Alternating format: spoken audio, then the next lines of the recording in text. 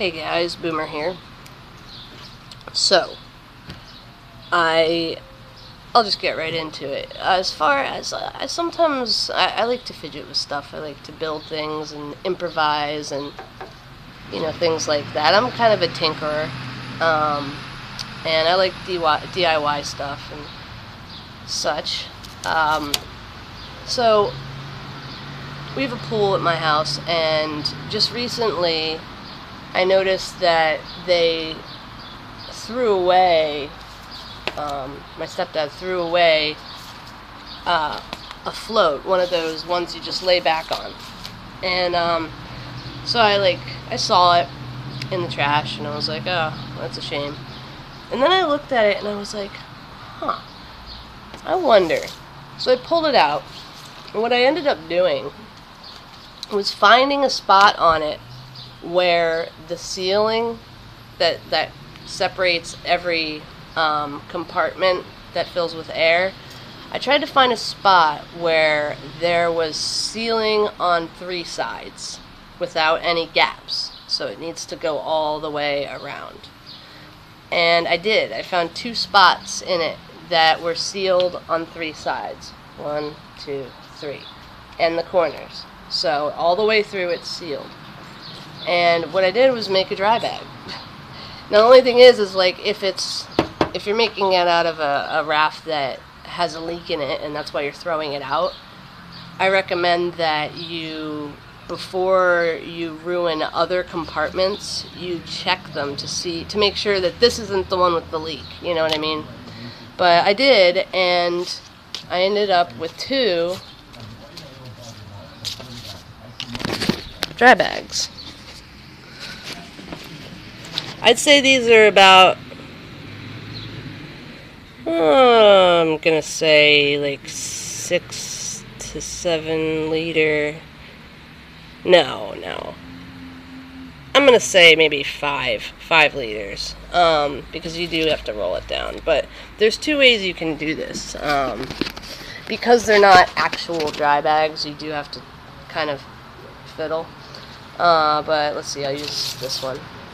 So you can do it in a couple ways. Now, most of them now are the roll-up ones, where you take it and you, hang on, let me get some air in this.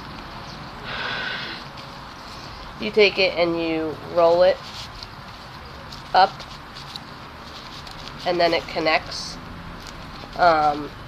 So you can do that with these. Now, you have to take into account that they're not true dry bags, so you really got to do good folds. You can't just wrinkle it up like a bag. So get those folds in there and get them real nice, and then you can bring it around like this. And what you do, I don't know if you can see this, you bring it around like this and you overlap them, so you get a little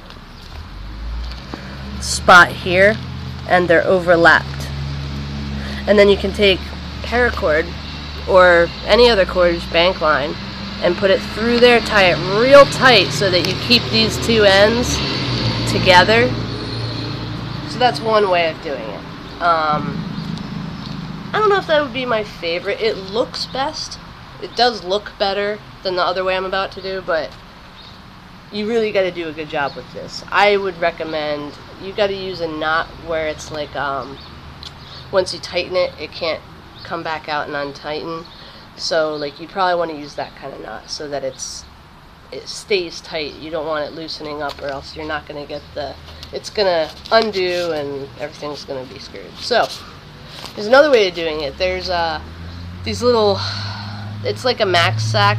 The Army ones, they're 9 liters. It's a roll-up dry bag. But the old ones that they had before the new ones with the valve were just literally, it was something like this. It was like this, and it came with a little bit of cordage. And what you would do, the instructions on how to do that is to fold the top end. Now this is going to be full, so hang on, let me get some air in there. So the directions were to fold it in half once, and then fold it in half again. So you end up with this folded up long part, and then in half, and then you tie this, and that is how you do that one. Now with these, because they're not really meant to be dry bagged, so they're not as supple. You might get gaps. So with me, that I can do it just right, but you got to do it just right, if you know what I mean. You want to really get a good fold and get it kind of like down to there. Get a good fold, like real nice. And then maybe do yourself something like in thirds or in quarters, where you fold it in half and fold it a second time and then tie it, because then you'll get that seal. So you end up with a dry bag. You just gotta check it for leaks. And you know, it was a pain in the ass cutting in between, like down the seal that goes down the middle, but if you're just really careful, you can cut right in the middle of it, so you have two.